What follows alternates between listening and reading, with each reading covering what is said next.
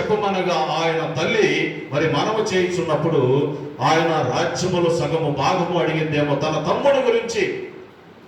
సొలొమోను రాజు యొక్క తమ్ముని గురించి వివాహం విషయమై మరి సొలొమోను రాజు దగ్గరకు వెళ్ళి ఉన్నదండి.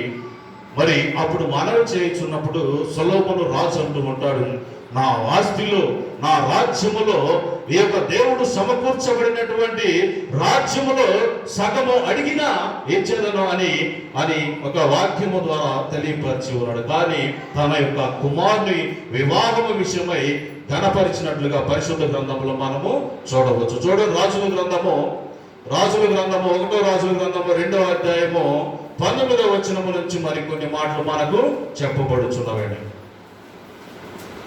బెర్షెబ రాజైన సొలొమోను వద్దకు అదోనియా పక్షమున చెప్పుటకు వచ్చినప్పుడు రాజు లేచి ఆమెకు ఎదురుగా వచ్చి ఆమెకు నమస్కారము చేసి సింహాసనము మీద ఆసీనుడై తన తల్లి వరకు ఆసనము ఒకటి వేయింపగా ఆమె అతని కుడిపార్శ్వమున కూర్చుండేను. ఒక చిన్న మనవి చేయగోరుచున్నాను, నా మాట త్రోసివేయకమని ఆమెతో చెప్పగా రాజు, నా తల్లి చెప్పుము, నీ మాట త్రోసివేయనగా ఆమె సునేనీయురాలైన అభిషేకును నీ సహోదరుడైన అదోనియాకు పెండ్లికి ఇప్పవలెనని అక్కడ విన్నపము చేసినట్లుగా పరిశుద్ధ గ్రంథంలో మనము చూస్తాం. అయితే సొలొమోను రాజు ఏం వేసాడండి? సింహాసనం వేసిన. ఎక్కడ?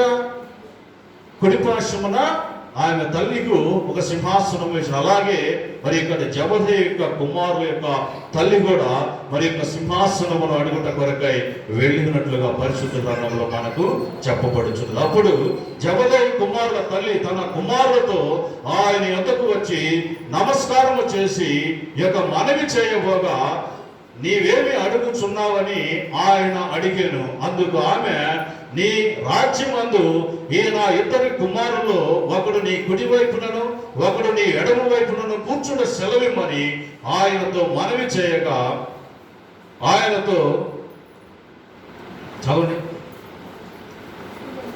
సెలవిమ్మని ఆయనతో అదేను. అందుకు యేసు, మీరేమి అడుగుచున్నారు అది మీరు ఎరుగురు. నేను త్రాగబోవు గిన్నెలోనిది మీరు త్రాగుదురు అని అడుగగా వారు త్రాగుదామనిది. ఆయన, మీరు నా గిన్నెలోనిది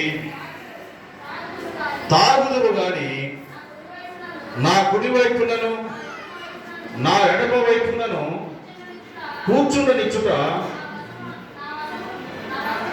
నా వశములో లేదని పరిశుద్ధ గ్రంథంలో మనకు చెప్పబడుచున్నది. అయితే మరి ఆయన గిన్నెలోనిది మనం ఎంతమంది తాగుచున్నామండి?